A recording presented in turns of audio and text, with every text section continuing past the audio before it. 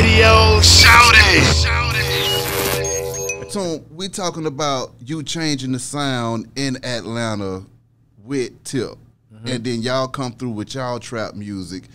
Dope Boys in the Trap, that's another one that's near and dear to my heart as well.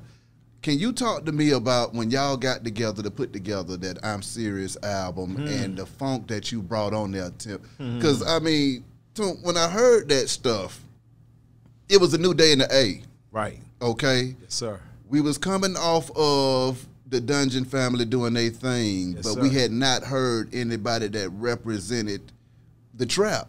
Right. But at that time, period point blank, we hadn't heard it, and nobody that can rap. Now, of course, we had Ghetto Mafia trapping and stuff like that beforehand, but I'm talking about going after Ghetto Mafia was over, going into that 2000s. That new generation was not being represented in the trap like that. Yeah, that's true. And when Tip got on them goddamn tracks and started spazzing, what was going through your mind, Toomp? Keeping it 100, you know, I still had one foot in the trap. Actually. Oh, yeah, and I swear, you know, it's real. I used to get down with my old man. Exactly. You know I know what I mean? it. I know about it. And I remember playing one of Tip's demos in the house, and my pop was like, "What that boy? Oh, whoa, he sound like he talking that talk." I said, "Yeah, Pop, he talking that shit."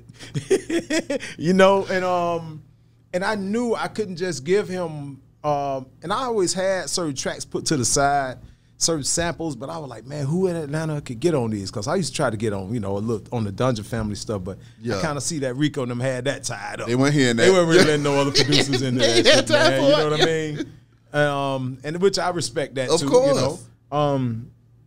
And that's when I knew. I was like, you know what, I'm gonna have to develop my own artists and just produce my own artists. And man, by my homeboy Toomp, who I used to hustle with. Yeah. And he was like, yo, you know, when you gonna finally get my cousin to listen? Yeah. And he been telling me this for like months. And when I finally heard it, I was like, oh yeah, dude got it. And all he was rapping about was dope and getting money, I swear.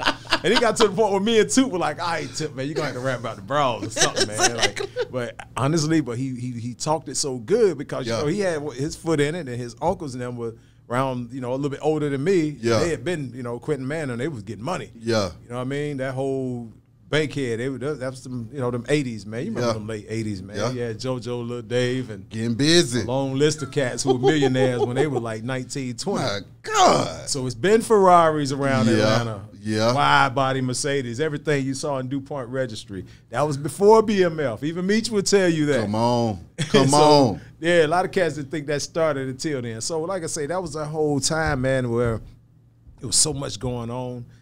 Wasn't everybody was, you know, had a few people that was in prison, but it was just so many people that hadn't gone to jail yet. Yeah. To where that energy, and it was nobody really talking about the trap and really talking about dope for real. And once we just started getting into it, man, we started doing these songs. Matter of fact, it's like 4 songs me and Tip did.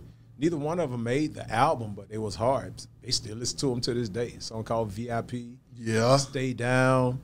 I think he might still have a copy of those joints. I know Doug, DP, definitely still got a copy of all the old Tip shit. Of course. Yeah, Doug is the guy who keep all the old school shit. Facts.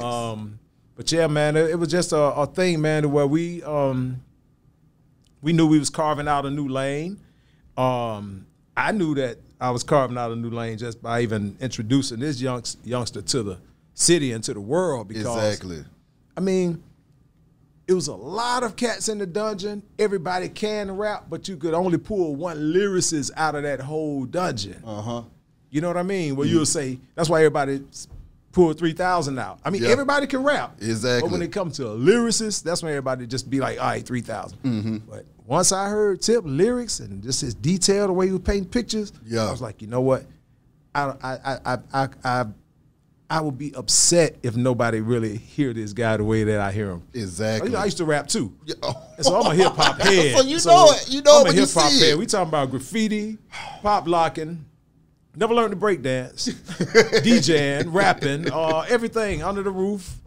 You know, of hip hop, and that's what I done. You know, that's where I come from. So I know a good rap when I hear it, man. And me and Jason, we went through a few artists before I brought Tip to the table.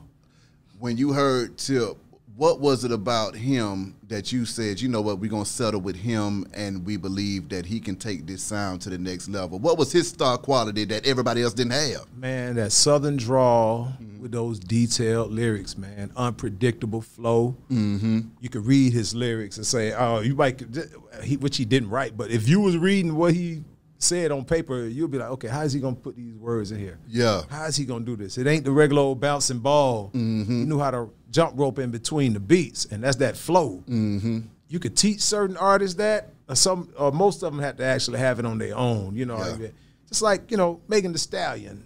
She's a basic real bouncing ball, but that's what everybody could compare her and Cardi B. See, Cardi B from New York, so she got that New York flow. Yeah, and Tip used to be in New York with his old man. So so he had some New York, Georgia shit popping off. So I heard, like I say, the southern drawl, but he had that flow, the way he knew how to jump rope in between the beats, and that shit just outshined everybody who I was trying to work with at the time.